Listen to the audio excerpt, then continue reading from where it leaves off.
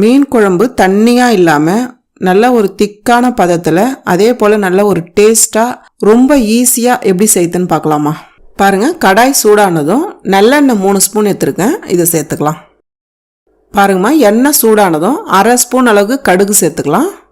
கூடவே 1/2 ஸ்பூன் அளவுக்கு ஜீரகம் சேர்த்துக்கலாம். கொஞ்சமாக ஒரு 1/4 ஸ்பூன் அளவுக்கு வெந்தயம் சேர்த்துக்கலாம். வெந்தயம் அதிகமாக சேர்க்காதீங்க, கம்மியாக சேர்த்துக்குங்க. இது 3 சேர்ந்து நல்லா கிளறி விட்டுருங்க. நான் ஒரு 20 பல்லு பூண்டு எடுத்து நச்சு வச்சுருக்கேன், இதை சேர்த்துக்கலாம்.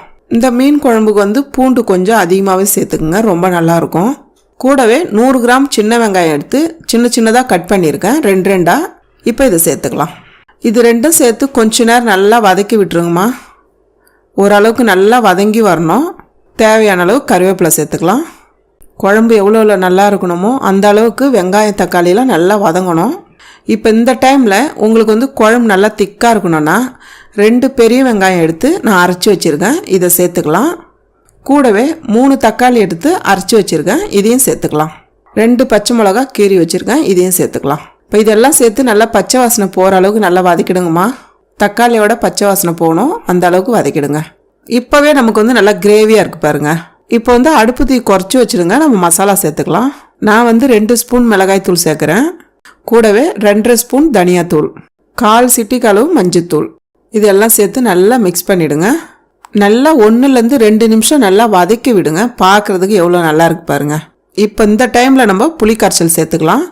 நான் ஒரு சின்ன கொய்யாக்காய் சைஸ் எடுத்து புளி கரைச்சல் தண்ணியாக கரைச்சிருக்கேன். இதே போல் தண்ணியாக கரைங்க, அப்போ தான் நம்ம எக்ஸ்ட்ரா தண்ணி சேர்க்க வேண்டியது வராது. தேவையான அளவு உப்பு சேர்த்துக்கலாம். உப்பு புளி கரைச்சல் சேர்த்து நல்லா மிக்ஸ் பண்ணிவிடுங்கம்மா. இதுக்கு மேலே தண்ணி சேர்க்கக்கூடாது, இந்த பதத்தில் தான் இருக்கணும். கூடவே கொஞ்சமாக கொத்தமல்லி சேர்த்துக்கலாம். இப்போ மூடி வச்சுட்டு மீடியமான தீயில் ஒரு 10 நிமிஷம் இருக்கட்டும். அடுப்பு தீ ரொம்ப ஃபாஸ்ட்டாக வைக்காதீங்க, டக்குன்னு சுண்டிடும். இப்போ திறந்து பார்க்கலாமா? பாருங்கள், நல்லா கொதிச்சிருக்கு பாருங்கள். எண்ணெய் தனியாக திரிஞ்சு வந்திருக்கு பாருங்கள். இதை போல தான் இருக்கணும்.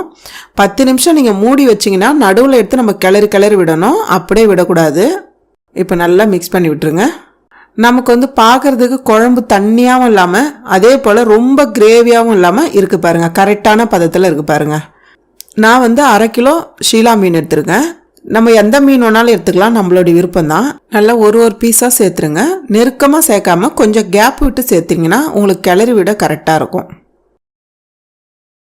பாருங்கள், மீன் சேர்த்துட்டு நல்லா மிக்ஸ் பண்ணி விட்டுருங்க. நீங்கள் மீன் சேர்த்துட்டு ரொம்ப நேரம் கொதிக்க விடாதீங்க. ஏன்னா மீன் ரொம்ப கரைஞ்சிச்சுன்னா குழம்புல முள் இறங்கிடும். ஒரு 2 நிமிஷம் இருந்தாலே போதும், மீன் நல்லா வெந்துடும். அடுப்பு தீ குறைச்சிடுங்க, ஃபாஸ்ட்டாக இருக்கக்கூடாது. இப்போ ஒரு 2 நிமிஷம் மூடி வைக்கலாம். பாருங்கம்மா, 2 நிமிஷம் ஆயிடுச்சு, நம்ம பார்க்கலாம். பாருங்கள், மீன் உடையாமல் அப்படியே இருக்குது பாருங்கள். இதை போல தான் இருக்கணும். இறக்குற டைமில் பொடியாக நறுக்குன கொத்தமல்லி, அவ்வளோதாம்மா. நல்ல டேஸ்டான அதே போல் நல்ல ஒரு திக்கான ரொம்ப ஈஸியான மீன் குழம்பு ரெடி.